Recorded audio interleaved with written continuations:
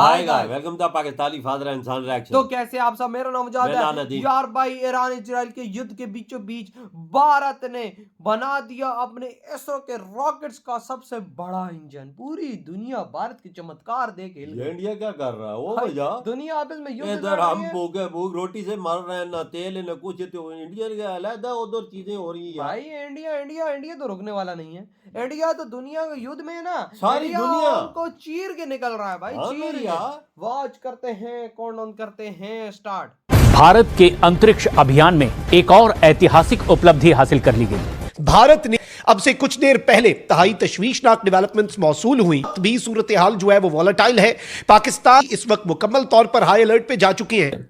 दोस्तों, आज एक इम्पॉर्टेंट डेवलपमेंट हुई है कि इंडिया की जो स्पेस एजेंसी है इसरो, जब दुनिया जंग के साए में जी रही थी, तब भारत ने एक ऐसी आग जलाई जिसने नासा से लेकर चीन की स्पेस एजेंसी तक की रातों की नींद उड़ा दी है। नाज़रीन, दुनिया में तो सिर्फ एक बदमाशी का निजाम चल रहा है। ये जो कानून की बात की जाती है, आलमी कवानीन की बात की जाती है, ये सिर्फ और सिर्फ ढोंग है और ये सिर्फ और सिर्फ आलमी ताकतों की बांदियां हैं ये कवानीन। भारत के इसरो ने एक ऐसा खेल कर दिखाया है जिसकी कल्पना भी किसी ने नहीं की थी। मामला सिर्फ एक मशीन का नहीं है, मामला उस रफ्तार और उस ताकत का है जिसने अंतरिक्ष की रेस में भारत को सबसे आगे लाकर खड़ा कर दिया है।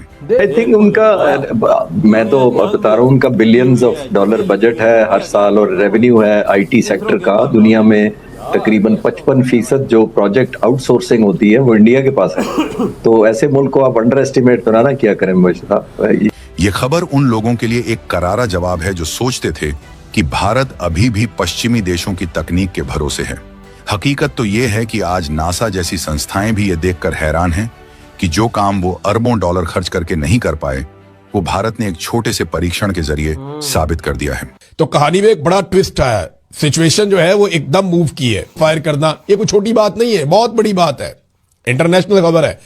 इसरो ने अपने सबसे ताकतवर क्रायोजेनिक इंजन CE-20 का एक ऐसा टेस्ट किया है जिसे हॉट टेस्ट कहा जाता है। लेकिन ये कोई साधारण टेस्ट नहीं था। इसे पूरे 22 टन यानी 216 किलो न्यूटन के एन के थ्रस्ट पर परखा गया। लेकिन आज हम उस स्टेज पे आ चुके हैं कि now next generation cryogenic engines की टेस्टिंग चल रही है। And as a matter of fact, happy to report that एक टेस्ट बड़ा ही सक्सेसफुल हुआ है, which is gonna be the breakthrough. ये वो ताकत है जो किसी रॉकेट को धरती के गुरुत्वाकर्षण को चीरकर अंतरिक्ष में ले जाती है। जितना ज्यादा थ्रस्ट, उतना ही भारी सामान या सैटेलाइट हम अंतरिक्ष में भेज सकते हैं। दुनिया के सबसे बेहतरीन फाइटर जेट्स के इंजन भी करीब 170 से 180 किलो न्यूटन की ताकत पैदा करते हैं। लेकिन इसरो के इस महाबली इंजन ने 216 किलो न्यूटन का आंकड़ा छूकर सबको पछाड़ दिया है। ये इंजन अब इंडिया क्योंकि आपको कह रहा है कि वो स्पेस स्टेशन बनाना चाहते हैं, वहां पे अपना बंदा डालना चाहते हैं। आई मीन टू से कि इंडिया अगर स्पेस में जा रहा है, वो तो इंडिया की आईटी इंडस्ट्री देख लें, उसकी ऑटो इंडस्ट्री देख लें। इंडिया तो सेल्फ रिलायंस की तरफ जा रहा है। अब मेरा मर्सिडीज भी वहाँ गई है और दुनिया के जितने ब्रांड्स हैं वो अपनी इंडस्ट्री को इंडिया शिफ्ट कर रहे हैं। तो वो आईटी में बहुत ज्यादा प्रोग्रेस पहले ही कर चुके हैं। अब मजीद वो एक्सपेरिमेंट्स कर रहे हैं ताकि वो उन चीज़ों को भी अचीव कर लें जिनको टॉप 5 कंट्रीज जो है ना वो अचीव कर चुकी हैं या वो कर रही हैं। जफर अली साहब, मैं आपसे शुरू करना चाहूंगी।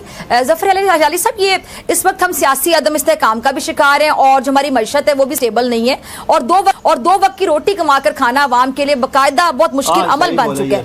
ऐसे में खतरनाक साबित हो सकता है। और क्या दुश्मन हमारी ये जो गैर मुस्तहकम सूरत हाल है इसका फायदा उठा सकता है, इसको इस्तेमाल कर सकता है और कर रहा है? बिल्कुल कर सकता है और कुछ हद तक कर भी रहा है और वो हमारा दुश्मन नंबर 1 हिंदुस्तान है। मगर ये आपको मैं बताऊं, इस वक्त जो ये सब इकट्ठे होके हुआ है ये बेमिसाल है। मिसाल के तौर पे कि ये हमारा एक बहुत संगीन सा एक क्राइसिस है, इकोनॉमिक, एक टेरिबल क्राइसिस है पॉलिटिकल, और अब एक ह्यूज क्राइसिस आ गया है सिक्योरिटी। तो ये तो एक माने कि वो कहते हैं it's like a perfect storm. इससे क्या ज्यादा टेस्टिंग चीज हो सकता है इस मुल्क के लिए, इकोनॉमिक, पॉलिटिकल और सिक्योरिटी। ऐसा कभी रहा नहीं, ऐसा कभी हुआ नहीं है पहले, और आप देखेंगे हम ये कैसे निपटते हैं इसको। I am proud of आलम इस्लाम को अब भी अगर होश ना आए ये एर्दोगान साहब की जो बात है ना, याद रखो और जलील होगे। दो बातें, एक जो मैं विर्द की तरह करता हूं, विर्द, वो क्या है? साइंस और टेक्नोलॉजी। इकरा, बस करो यार, बहुत पीछे रह गया सारा कुछ। आइंदा का सोचो, प्लान करो, बैठो फलाना। लेकिन पता नहीं ये दिहाड़ियां लगा रहे हैं या दुकानें हैं या क्या करते हैं। मुझे तो नहीं जिंदगी में कभी मसले के लिए किसी के पास जाना पड़ा। आपको याद होगा कि अभी लास्ट टाइम जो चंद्रयान 3 थी,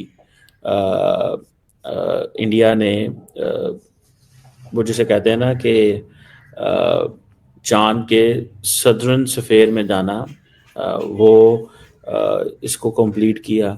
अभी वो यहाँ पे कह रहे हैं कि जी हम तो वो जिसे कहते हैं ना, ये जो मून लैंडिंग उन्होंने की थी, ठीक है भाई, तो उनके करीब तक नहीं पहुंच एक तरफ चंद्रयान 3 वाली कामयाबी वो 2023 में उन्होंने बनाई। अब वो कह रहे हैं जी कि हम तो we have been looking for a space station चाहते हैं। कोई छोटा मोटा खिलौना नहीं है, ये भारत के सबसे भारी रॉकेट LVM-3 की रीढ़ की हड्डी है। इस टेस्ट के दौरान महेंद्रगिरी के इसरो प्रोपल्शन कॉम्प्लेक्स में जब ये इंजन गरजा तो उसकी आवाज कई किलोमीटर दूर तक सुनी गई। सबसे बड़ी बात यह है कि इस इंजन ने लगातार 165 सेकंड तक अपनी पूरी ताकत के साथ उड़ान भरी, यानी उतनी ही देर तक काम किया जितनी देर इसे असली मिशन के दौरान अंतरिक्ष में करना होगा। पाकिस्तान की स्पेस एजेंसी स्पार्को की तो वो इंडिया की इसरो से भी 8 साल पहले बनी थी, लेकिन आज इसरो को सारी दुनिया जानती है, लेकिन स्पार्को बहुत पीछे रह गया। क्या वजह है आपके नजदीक? एक्चुअली पाकिस्तान की स्पेस एजेंसी तो वाकई इंडिया से पहले बनी थी 1961 में, और माजी में इसके बड़े शानदार कारनामे भी रहे हैं। सैटेलाइट भी लॉन्च किए गए हैं चाइना के इश्तराक से, लेकिन अब जो वैसी प्रोग्रेस हमें नज़र नहीं आ रही, उसकी एक मेन रीज़न में जो नमस्कार दोस्तों, जय हिंद। दोस्तों, इस वक्त पूरी दुनिया जहां जंग के बीच उलझी हुई है, वहीं भारत के इसरो ने बड़ी कामयाबी हासिल कर ली है, और इस कामयाबी को देखने के बाद नासा भी हैरान है। पूरी दुनिया में इस बात की चर्चा है और तहलका सी मच गई है कि आखिर इसरो ने ऐसा कर कैसे लिया। जी हाँ दोस्तों, भारत जहां इस वक्त इसरो का बोलबाला पूरी दुनिया में बज रहा है, आज उसका एक और कारनामा सामने आया है। जिस रॉकेट की ट्रस्ट को पूरी दुनिया 19 टन ही सफलतापूर्वक टेस्ट कर पाई है, भारत ने उसे कामयाबी से 22 टन थ्रस्ट पैदा करके इतिहास रच दिया है। और ये देखने के बाद पूरी दुनिया हैरान है कि भारत के इसरो आखिर कर कैसे रहा है। और इस बीच जहां पूरी दुनिया में जंग है और हर तरफ तेल और गैस के लिए जूझ रहे हैं और हर देश कोई नई समस्याओं से जूझ रहे हैं, वहाँ पर भारत के इसरो इस तरह के कारनामे करके दिखा रहा है। दोस्तों, ये भारत के लिए काफी खुशी और बड़े पल हैं। दोस्तों, वीडियो पसंद है, वीडियो को लाइक करें, शेयर करें, चैनल को सब्सक्राइब करें, साथ में कमेंट भी करें। वो ये है कि स्पार्को मिलिटराइज्ड हो चुका है, और मेरे नज़दीक स्पार्को को एक ऑटोनोमस इंस्टीट्यूशन और एक सिविल जो सा होता है चेयरमैन, उसके अंडर होना चाहिए, और वजारत साइंस एंड टेक्नोलॉजी के अंडर होना चाहिए, जो कि वाकई क्योंकि एक साइंटिफिक रिसर्च इंस्टीट्यूशन है, तो उसको वजारत साइंस एंड टेक्नोलॉजी के अंडर होना चाहिए, ना कि मिलिट्री के under. So first of all we should courageously ask the question why the Sparko is under the military control. ISRO की कामयाबी की वजह क्या है? इसरो को क्यों आज पूरी दुनिया मान रही है? पूरी दुनिया इसरो की कायल क्यों हो गई है?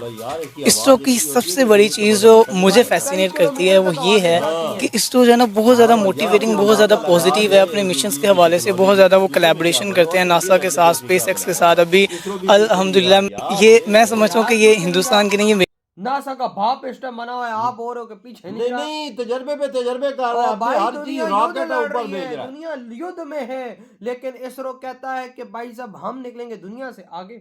जब दुनिया में मिसाइल बरसा रही है, भारत कहता हम तो शांति से जिंदगी जी रहे हैं, भाई तुम मजे करो, हम दुनिया के किंग बनने जा रहे हैं, तुम लड़ते रहो।